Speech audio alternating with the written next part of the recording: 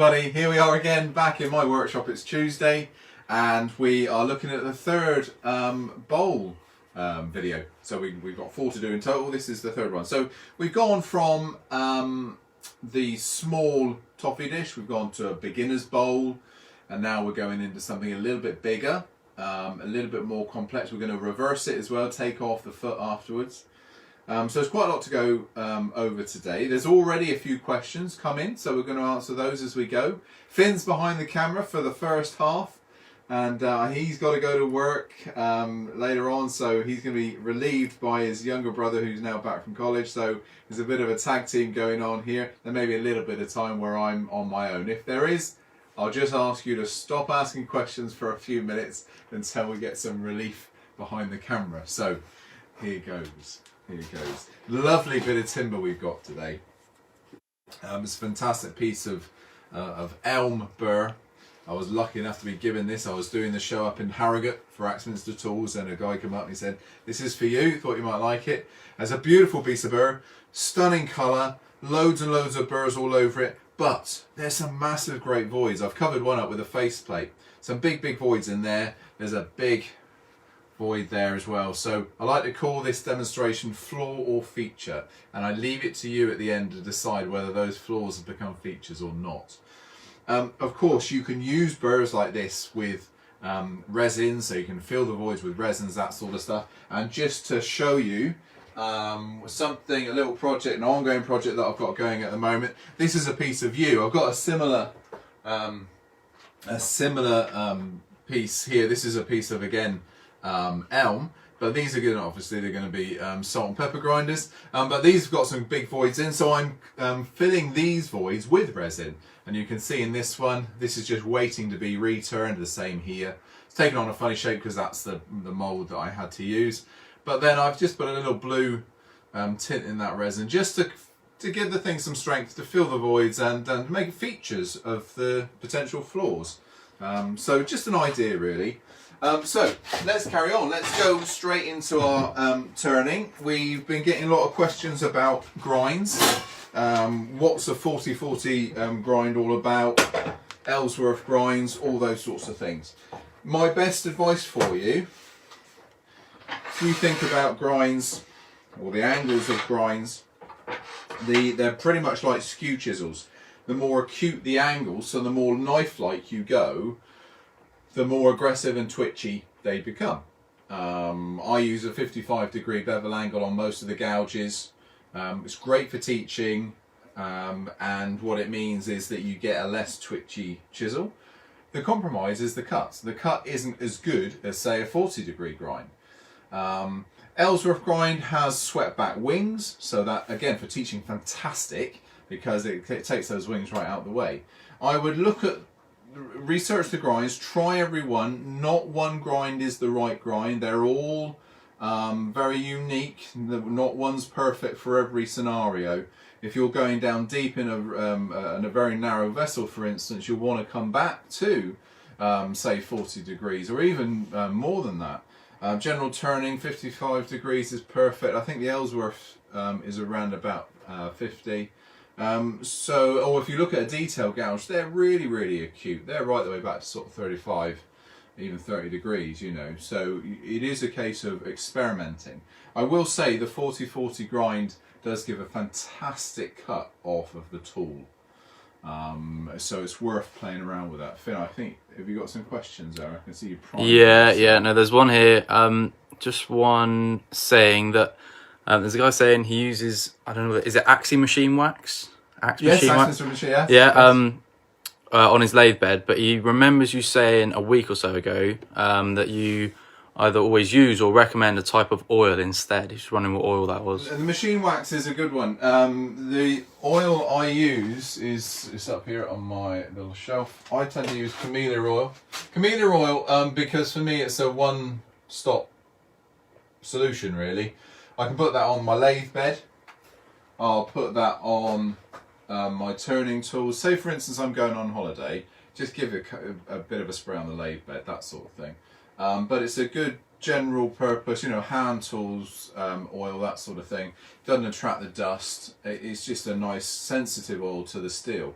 Machine wax, fantastic for getting that glide. So, you know, yeah, absolutely. Add an addition, maybe put it on the lathe bed, on planer beds, all those sorts of things. So it's a really good, like gliding. It helps that timber glide across the surface of the machine. So yeah.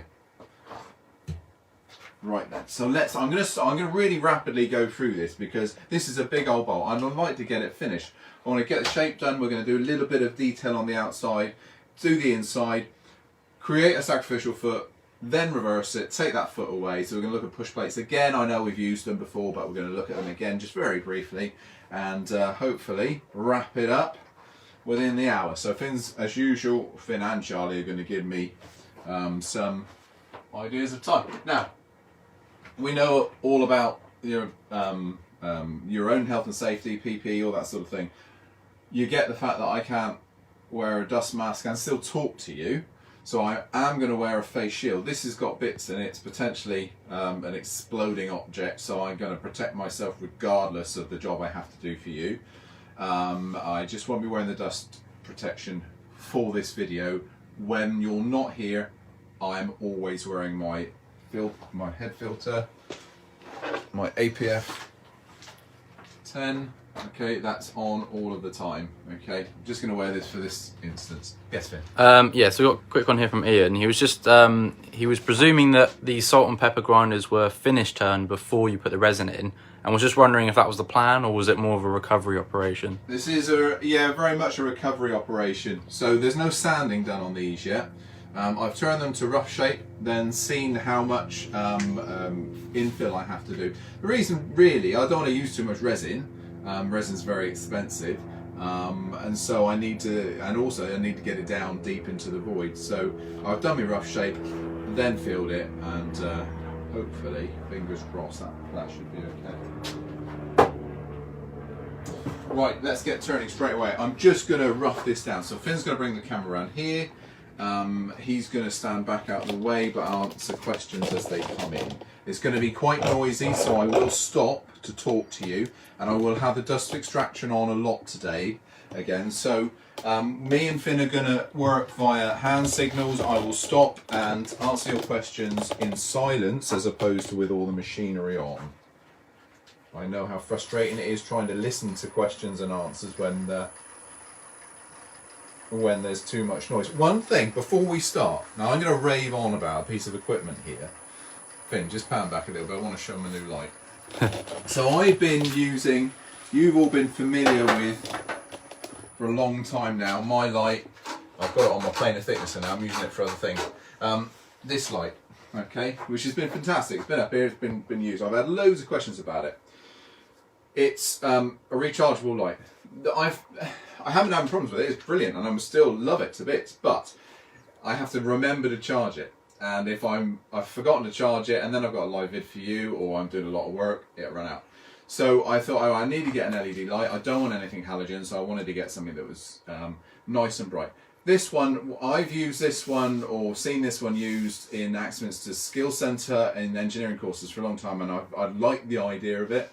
And so I bit the bullet, got it. I'll be honest with you, the best one I've ever used. Now I know I work for Axminster, but I haven't. This is really helping me so much because dark light. I'm struggling a little bit with what I can see. Now, one thing is though, don't go and order them at the moment, or you can order them at the moment. They're out of stock at the moment. They're not coming in for another month. But if you want a new light, this one, look at it. I think Lily's going to put up the part numbers. Controllable here, and if I need to, if I'm getting really, if it's really late at night and I really can't see, I can turn it right up really, really bright. It doesn't get hot. It's just a really, really nice light to use. I could turn all of these lights off in here and just use this one. So a fantastic investment, well worth it. Can't rate them highly enough. Just another quick one. Very quick question from Martin Shepherd. He was just wondering, how do you mix the resin for small amounts? So I just use little, I got little,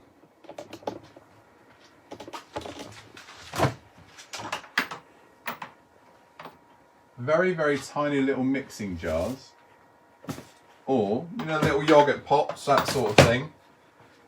little yogurt pots, little mixing jars. If you go online, you can buy sample pots.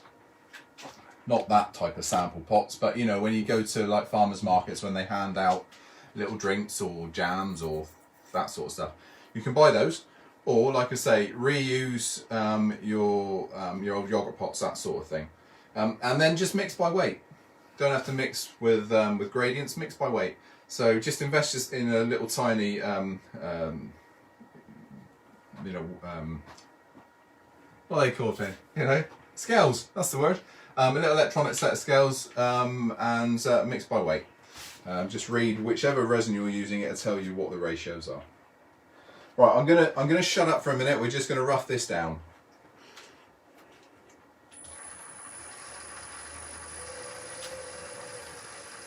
So it's a lumpy old bit of wood. So I'm gonna start off with a fairly big gouge. We're gonna go with the M42 1/2 inch or 12mm. I'm just gonna skim the outside edge first.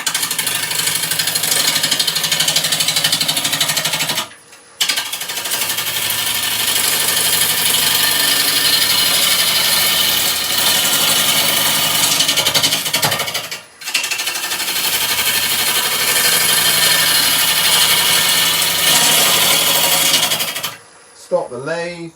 We're going to move the tool rest around. I've got in mind a design here. I'm going to put a couple of little beads or lines in the outside edge. So I just want to get to see how much we have left in terms of bulk. So taking out the excess.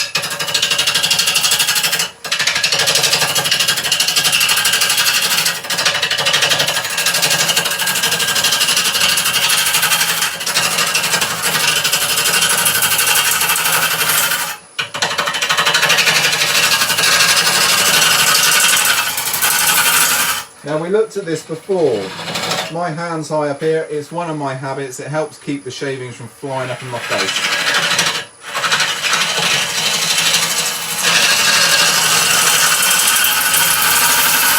There we are. So that's down to solid round material. Look at that wonderful timber. How many burrs and knots we got going on. So there's a lot of life, a lot of interest in this bowl. So I'm going to make it, or get it completely finished for you. I'm going to use a set of C-jaws to grip the base in a minute, so I'm going to set those. Just very quickly, Yeah. just about the light, is the base magnetic? It doesn't come with a magnetic base. You can buy them separately, but I've instead, because I'm moving this machine around an awful lot, so what I've done, I've actually drilled a hole in the little flap of my lathe here, and I've used some self-tapping screws, and I've actually screwed it to the lathe, so it doesn't go anywhere. It stays where it is. But yes, you can buy magnetic base for it, and you can also buy little clamp bases for them as well. External part of my C-jaws, internal part of my C-jaws I need to use, so just using the speed sizer here to get that right. There we go. And then a parting tool.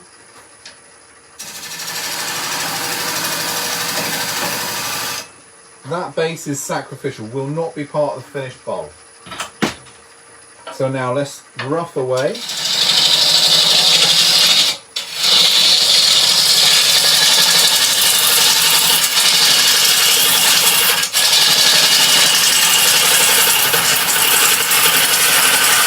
And that's going to sound horrible on the camera. I do apologise. Turn it down just for a minute whilst I get this roughed out. So little main foot there.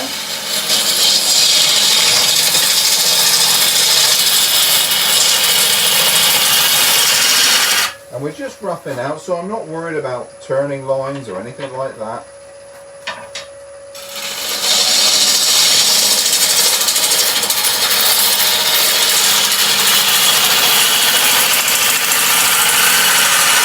Let's just have a look and see what's happening with the burrs. Look at, there's a big inclusion there, or feature, £10 feature.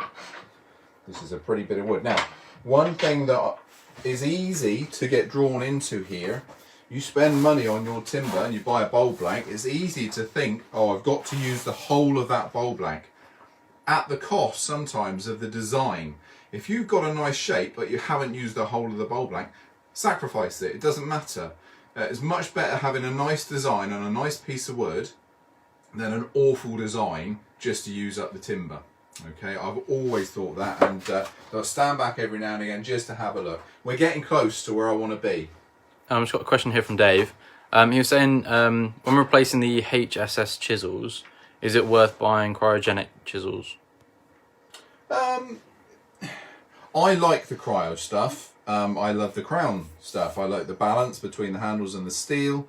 And so cryo's just another way of hardening the steel. Yes, I like it, but you know, on the other hand, I have a load of chisels which are regular high-speed steel. I do notice a very subtle difference, yes, in terms of the life. Whether that's because of the grind that I'm putting on them, some are very slightly different than others, I'm not sure. It seems to be the way that I've naturally gone, only because I like the crown recipe, the way they make the tools, the flute shapes, handle shapes, designs, that sort of thing. If I was in a shop advising you, I'd probably, yes, say go for the cryo ones if you want to replace, once you want to replace your high-speed steel, because there's not a lot of difference in price, if I'm honest. Okay, let's rough out, get to the final stage.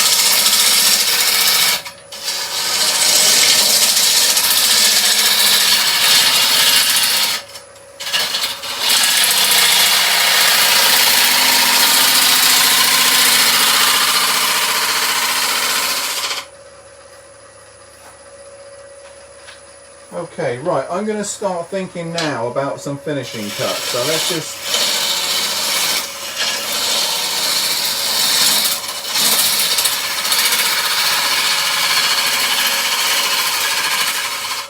sorting out that finished shape. I've got an idea here of shape that I want. It's not a single curve, it double curves on me, so that's the roughed out form. Let's now swap to a 3/8 gouge. And finish this off. This is quite a big inclusion here. That I'm going to leave that. I think that looks quite pretty, and that's going to give us some daylight as well in a minute. So I want to get this now finished to a point where I can sand. So bevel rubbing now, of course. So my handle comes further around towards you guys, toward the camera.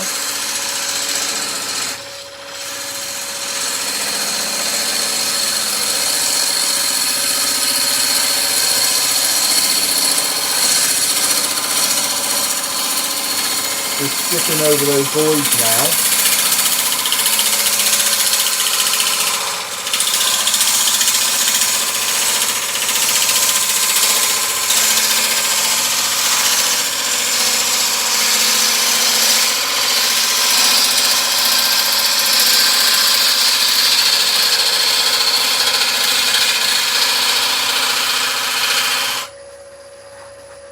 Stop and have a look. I'm going to have to put the extraction on in a minute. It's a really dusty piece of elm. Very dry. You don't need to, you wouldn't need to guess that. I'm going to put a little bit more of a ridge here. I like to have a ridge on that foot. And we're going to make a little bit of a feature rim here. I'm not going to leave that. So let's... Just quickly, there's a question here from Dave, who's just saying he's been given 3 crown bowl gouges and was just wondering what's the best grind for a beginner. He's struggling with the one that he's got at the moment. He's just wondering what the best grind is. I would grind it back, Dave. Go back to 55 degrees. For a beginner angle, that works really, really well. 55 degrees on your background angle. That would work lovely.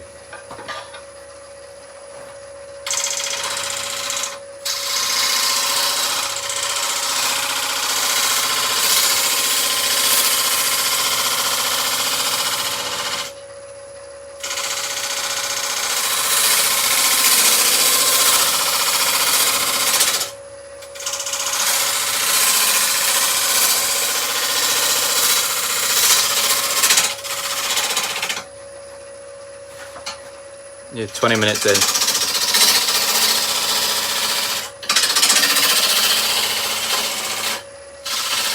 I'm just finding out where the actual top of this bowl is. We're going to put a little bead in there.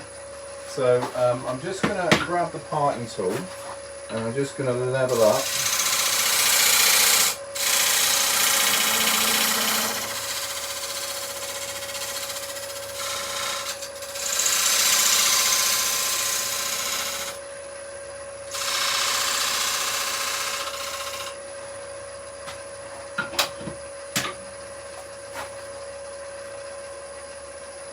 And what I'm making sure, and all of this bead is being scraped, so don't worry. And we're going to a little bit of sanding as well to do afterwards.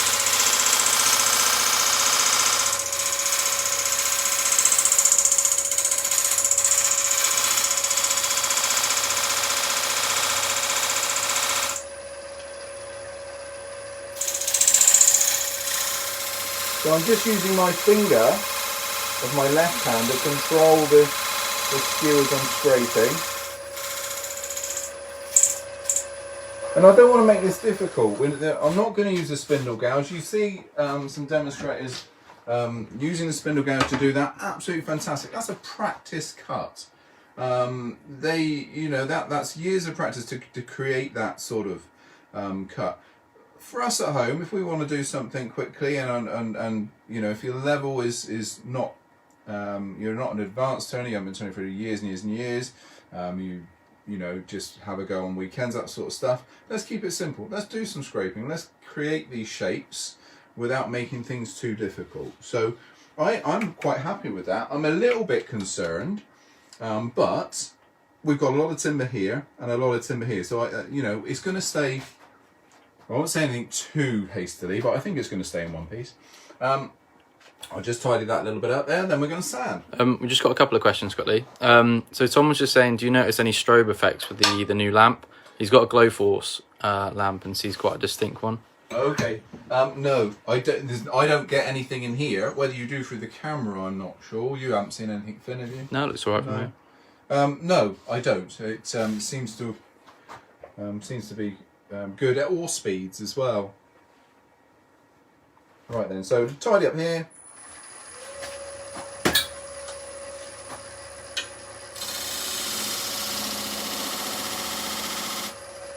That'll do.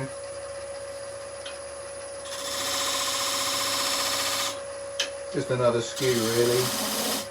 Now we'll sand, so okay, I'm going to just move that just for one side. I'm going to put some small safety specs on. That'll hopefully let you hear me a little bit more. Yeah, what speed are you running the lathe at? The lathe currently is at 900 revs. It's still unbalanced. If I do that, look, you can hear the vibration. There's a lot of void in here, so we got a solid side and a not so solid side, so it's moving quite a bit. Once we take the inside out, I'll be able to speed things up a little bit, progress a bit further. So sanding, usual thing. I'm going to start with some hand sanding, and we're going to mix it up with some rotary. So I've got a 100. You know my ratios now. So 100, 150, 240, 400, and then in between that, we're going to mix it up with some rotary sanding. Starting with a 180, 240 and a 400, and we'll mix it all up, and then we're going to put some chestnut finishing oil on top. Give us a nice finish. Right, dust extraction's on. I will shout, so you can ask questions. Just very quickly before you do that. Yes. Very quickly. One from James. He's just saying he's just started turning, and he's got 1/2 inch bowl gouge with a U-shaped grind. He's finding it hard to use. Is there anything that you would recommend that he's doing wrong? Or No, there's nothing you're doing wrong, James. If I'm honest, and I'm sure there's going to be lots of people that disagree with me. If I'm honest, go with a V-type flute. I know it's too late for the one you've got now. The thing is with those U-type is there's so much material gone from the flute of the tool. It produces a very curved and long side wing, which can be quite aggressive. I prefer the V-type because they have a lot more material. You have to guide me, Finn. Yep. Yeah. Just back a little bit. Take it away from the camera a bit. Yeah. There you go. A lot more material in the steel. Less vibration. There's no flex on them. I find them far more sturdy to use, less aggressive. You could then adopt the 40-40 or a 55 degree angle there, and then do something like an Ellsworth grind where you sweep this back a long way and over. That will really help you if you're just starting out with a bowl gouge. I would say, just going back to 40-40 guys, 40-40, I wouldn't use it or wouldn't give it to a beginner. It's a fantastic cut, but it's a little bit twitchy for a beginner, that's all. Go with 55. It will really get you used to the gouge. Right, sand away, sand away. Dust extraction nice and close. 100 grit, this is the one that's going to do the most work.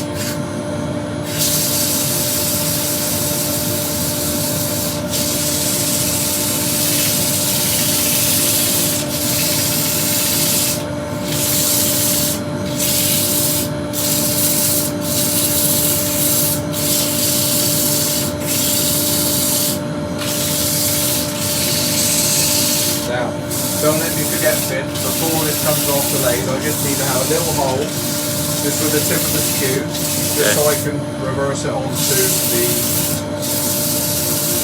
tailstop.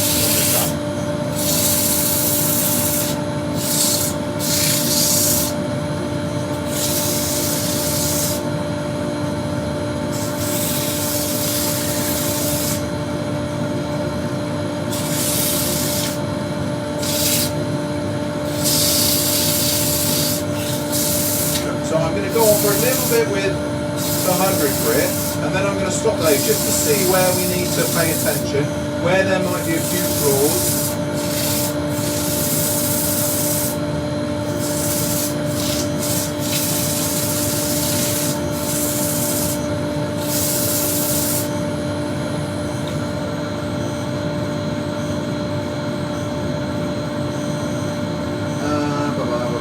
I think we've got rid of them all. That was really, really quick. Oh, maybe a couple up there. I was hoping to find some, but the elm is working for us.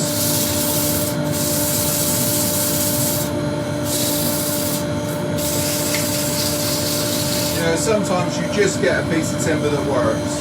Sometimes you spend ages trying to get it to sand well, but no, this one's working for us. So I'm giving it half an hour outside, half an hour inside. Let's hope that'll be enough. So there we are, this is the 150 grit now. See what shaping that bead as well with the abrasive. Be careful not to lazy sand, flatten the bead away. And remember guys, I'm rushing this in an hour. You have no time constraints whatsoever. Unless you're only allowed an hour in the workshop at a time. Okay, so let's go. We've got 240 grit now.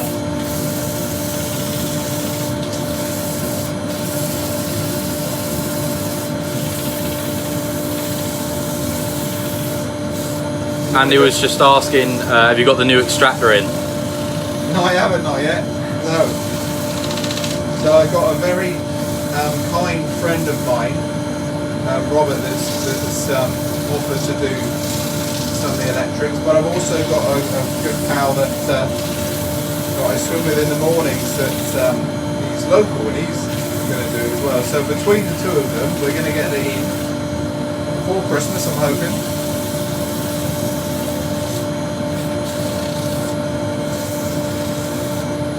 Been a crazy busy time. Things are changing for us. We're going to get loads of exciting news in terms of our videos for you over the next few weeks, months.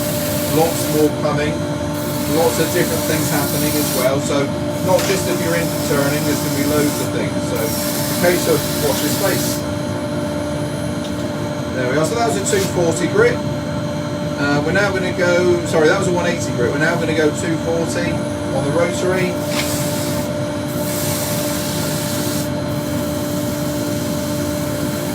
There we are, that'll do. Then we go 400 by hand.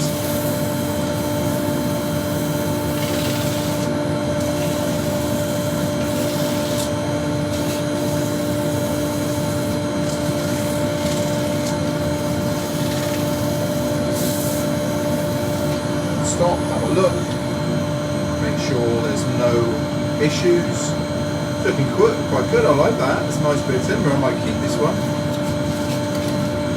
Keith was just wondering, when are you going to do the light pulls? So, yes, I've got the light pull scheduled. So, I can't remember, I think it's either next week or the week after. That is coming. So, light pull and seashell. I yesterday have sorted out a whole list that's going to take us right the way up into December.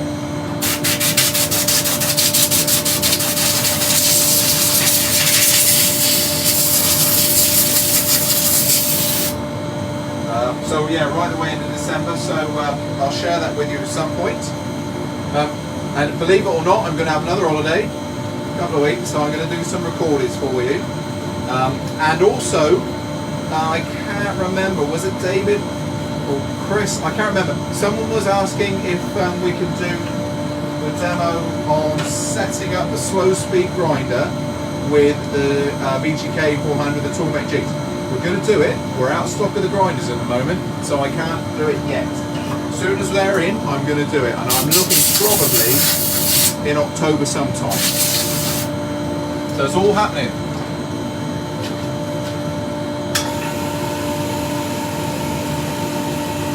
Right, there we are. What a beautiful bit of timber. And James was just asking, he's just saying, could you show doing a bowl using the Carbide tip tools sometime as well? Yeah, not my favourite, James, I'll be honest. Doing a bowl with a Carbide tip tool. Carbide tip tools, if there's ones I'm thinking that you're on about, they're scrapers as opposed to cutting tools, and that means that you don't get as good a finish. It's just harder work. So I'm always willing to have a go at something, but it'd be a small bowl. It'd be a small bowl. Right, there we are. So I've get myself a new brush. Right, I think Finn's got to disappear and go off to work to earn his keep, and Charlie's coming on his way. Yep. So I'll say goodbye to you, Finn. Have a good evening. Will do. Thank you, everyone. All right, see you later, mate. See you later. And here comes Charlie, seat in hand.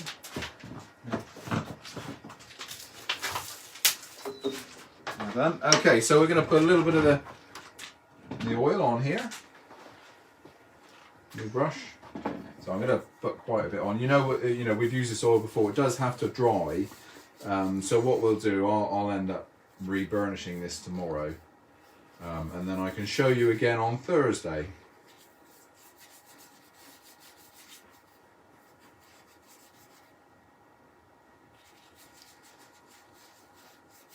This is where the colour really jumps. The oil, I don't know whether that's someone trying to phone me. Depends on the weather, but you can take anything from a couple of hours to fully cure, right the way up to sort of 5 or 6. So very different. So look at that, isn't that stunning? This is going to be sacrificial, so we'll take that off later. I want to sand that in really. So a little bit of 600 grit abrasive, very, very low speed, otherwise you get covered in oil. And just a little bit of a sand. I'm not going to go crazy on this. Normally I would sand until it's dry, or setting, which usually is around about sort of 2 to 3 minutes. But I'll give you the idea here because I want to take the inside out for you. There we are, that'll do. A little bit of a burnish with some rag, or tissue rather. And we'll get the speed up a little bit. I haven't forgotten about the little hole that I said about in here.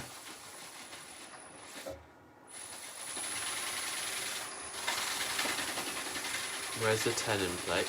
Pardon? The tenon plate. The tenon is going to be here. Okay, so can you estimate the depth of the tenon? It's around about between 3 and 4 mil, and there's a reason for that. I'm not using a dovetail. I'm using the C jaws. Okay, and the C jaws internal is the tooth as opposed to a dovetail, so don't need to go ultra deep. Hence the reason for using those on this piece. So I'll stop the lathe, I'll give it a little bit of a blow with the compressor just to clear out some of the tissue that I've got in the voids and some of that old oil.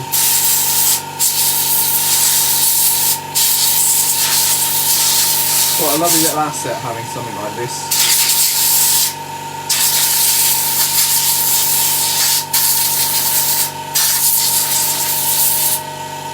Just get all that old oil and the old tissue.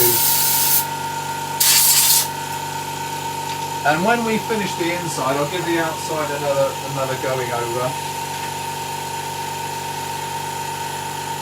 Okay, so let's take that off the lathe. We'll pop our C-jaws on. Beautiful bit of timber. But you can already see through there. So there's going to be a little bit of a weak spot on there, so I do have to be cautious.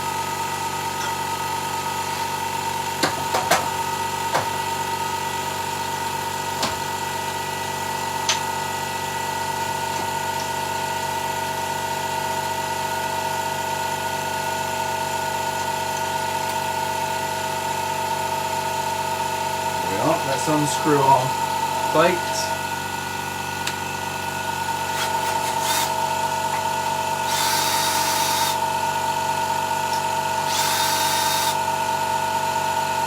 Something about centre point. Have you forgotten the centre point? Oh, I did forget the centre point, didn't I? Okay. Oh. Oh well. Too late now. I don't think that's the first time that's happened.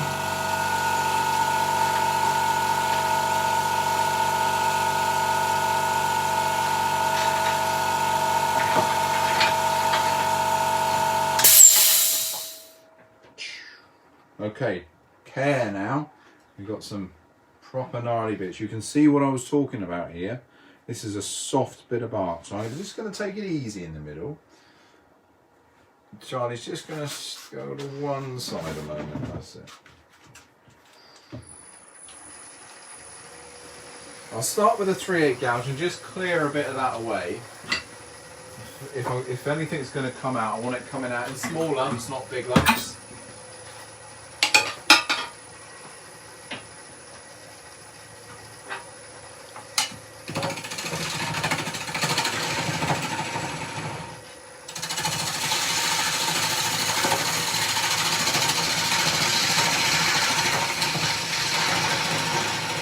This is no time for thin bowls here either. I told you a story, I think, last week about the walnut bowl. That beautiful piece of Clara walnut that I made, that I cheapened by making it thin.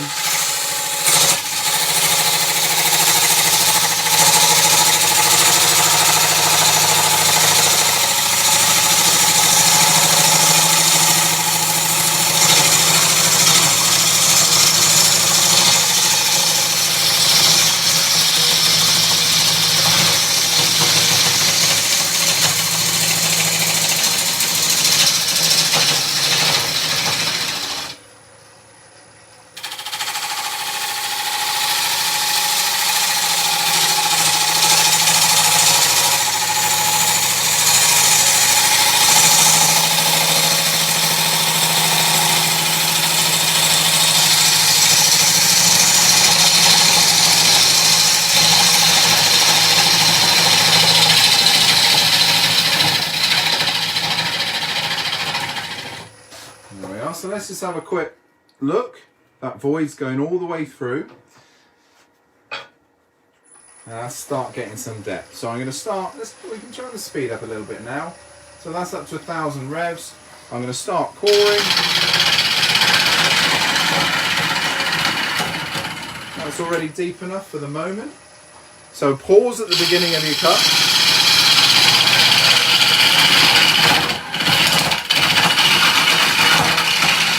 And the reason I pause is I want a little shoulder to form. Once I've got a shoulder formed, then you can push from the handle hand up the length of the tool.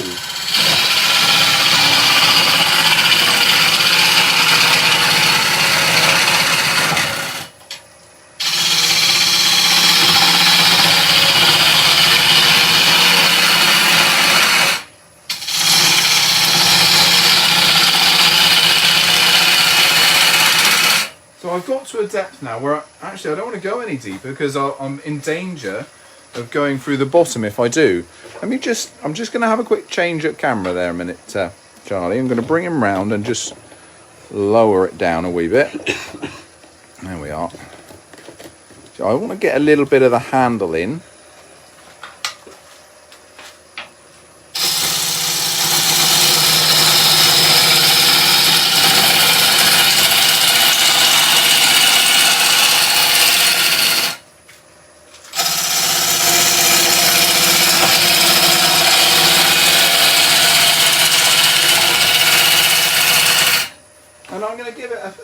Depth on the rim, thickness on the rim, not too much. Did the speed dial come with it, or did you add it on the lathe? Oh no, this is all part of the kit. It comes with its own speed controller. Comes with its own speed controller, magnetic. You can put it wherever you want to. Yeah, this is the should be the sticker there saying the AT406 WL, so the Axminster Tools 406 WL wood lathe.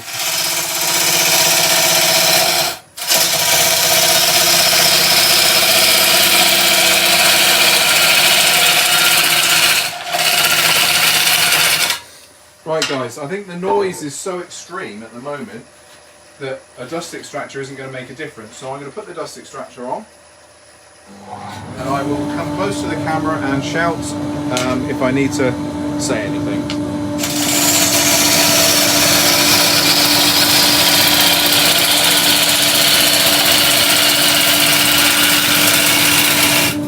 The other thing I would say here, and time is an issue, but the other thing I would say here, I've been knocked off my feet before by bowls exploding because I've had the lathe running too fast. So be aware. Be absolutely aware of what structure you have on that bowl plank. This is a fairly weak plank, so I'm going to do a little bit at a time.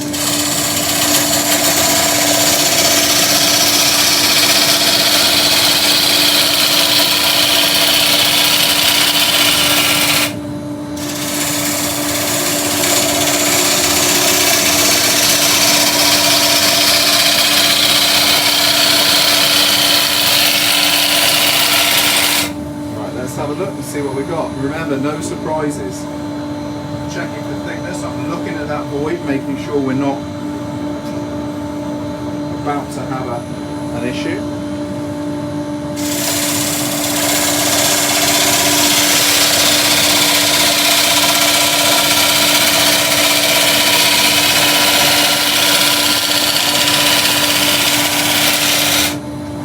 So that's that wall thickness done. I'm going to start working across the bottom now.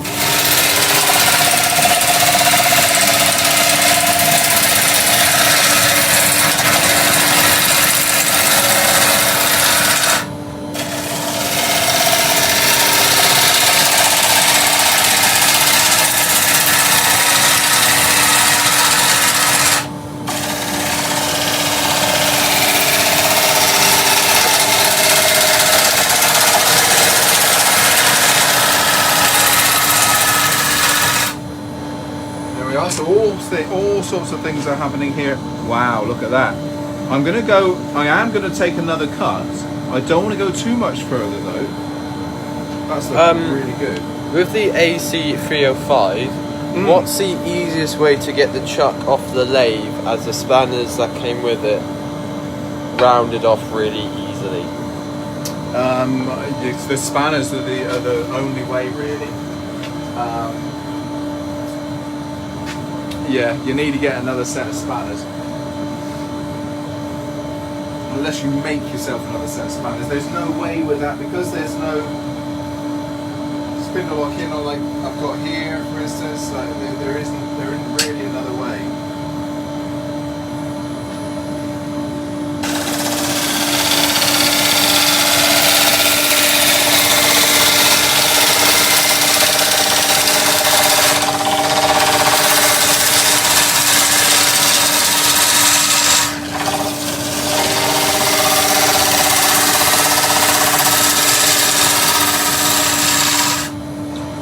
Put a micro bevel on the gouge?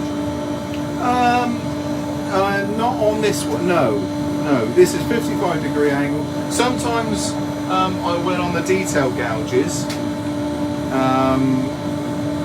A really acute angle. Unless you're referring to a micro bevel like, what do they call them, for flat bottom bowls, that sort of thing. I've got one here.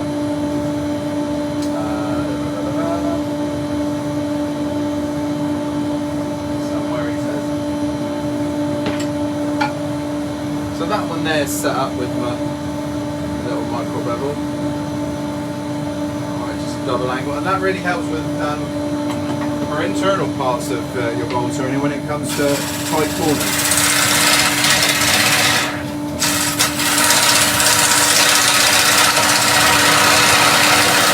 I'm a little bit careful now because we've got some big holes in this bowl.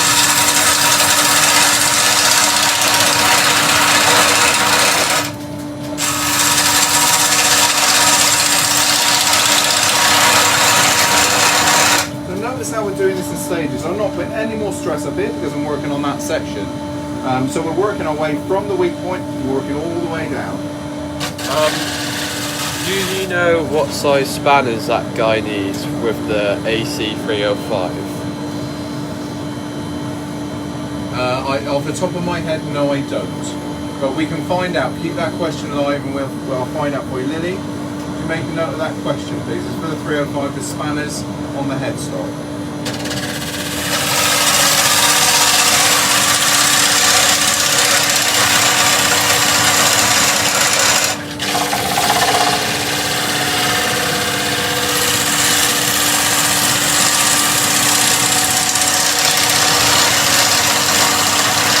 Right, let's just have a quick check. How far in am I, Charlie? Far in? Time.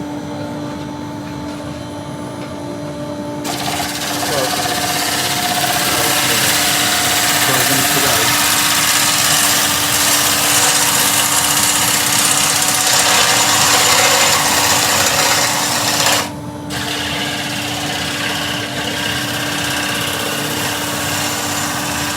Sorry, Charlie, you were going to ask a question. With bowl turning, is it the faster the better, or is it just what you're comfortable with? Is it the... Faster the better, or is it just what you're comfortable with? It is definitely not faster the better. So yeah, material speed will give you a better finish. The primary consideration though is safety. This bowl does not want to go too fast, it'll explode and take me with it. So you go as fast as safe.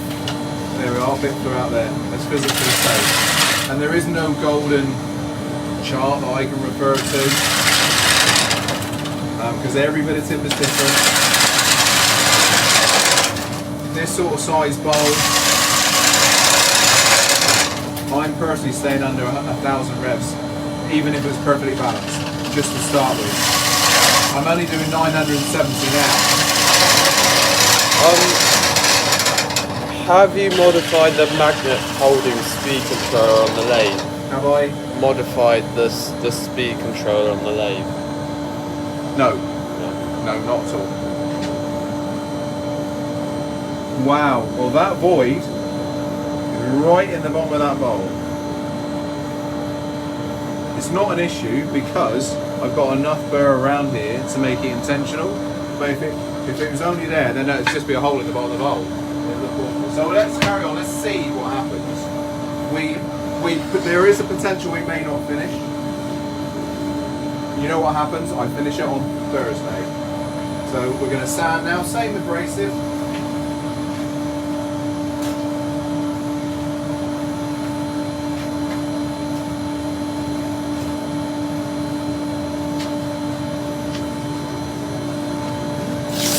Right, fingers. You can see where the holes are here, so I've got to be careful that I don't get caught by this. So I'm going to make sure that it's passing that way rather than sanding onto the piece. Lathe speed a little bit.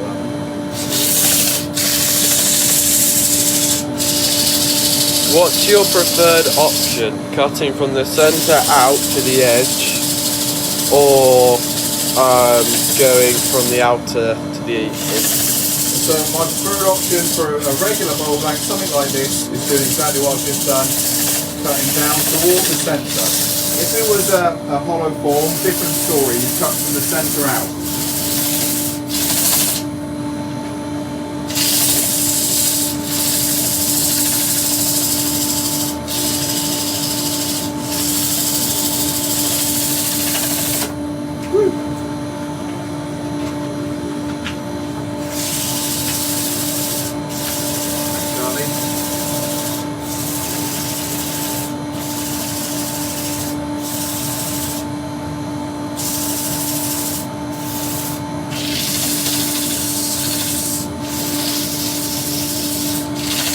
Have a quick look before I carry on with the 150. I might still need to carry on with the 100. Again though, the tipper's really looking after me today. A little bit more to do up here, but you know, it's almost done again.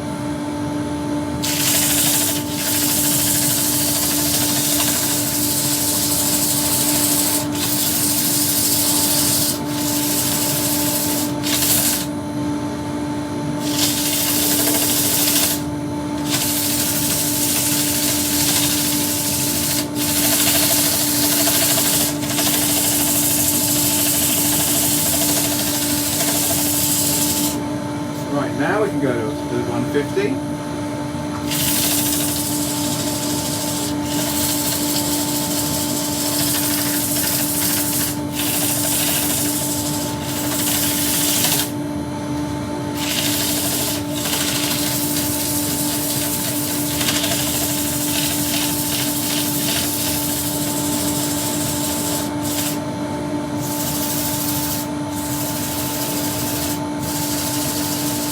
Go to a 180 on the rotary next.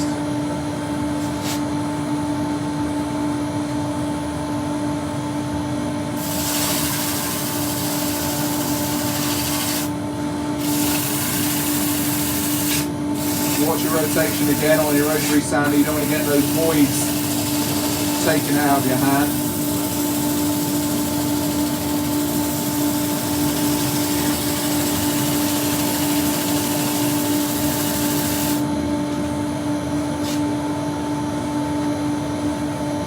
Now we're going to go 240 on the hand sanding.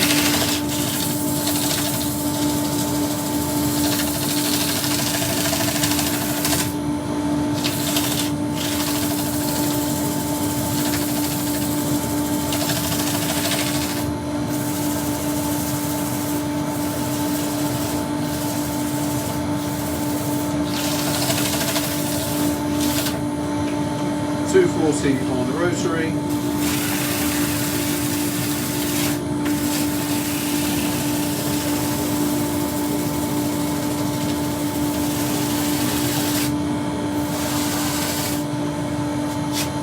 And 400 on the hand. 5 minutes. It's okay. Guys, we're not going to get time to reverse this, but I'm going to review that anyway. We're going to finish it Thursday morning.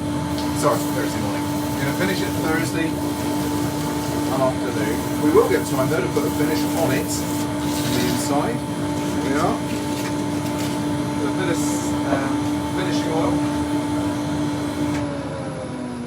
We'll have a little bit of a blowout first with the compressor.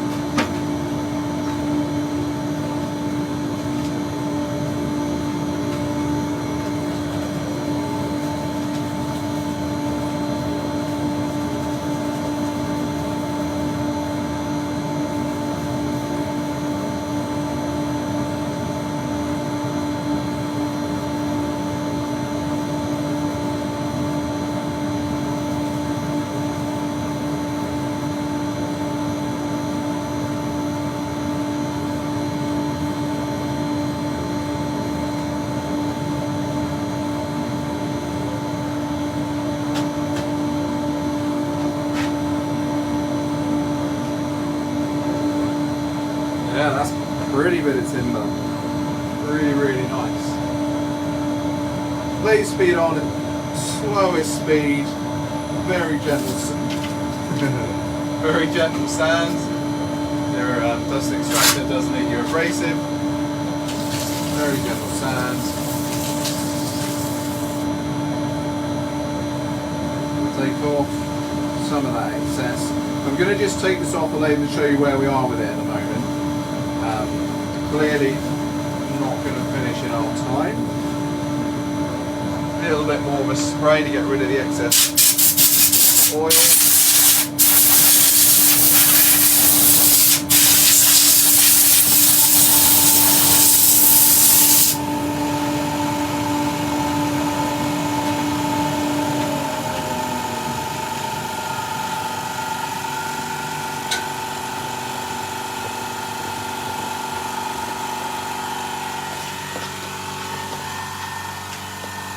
Right.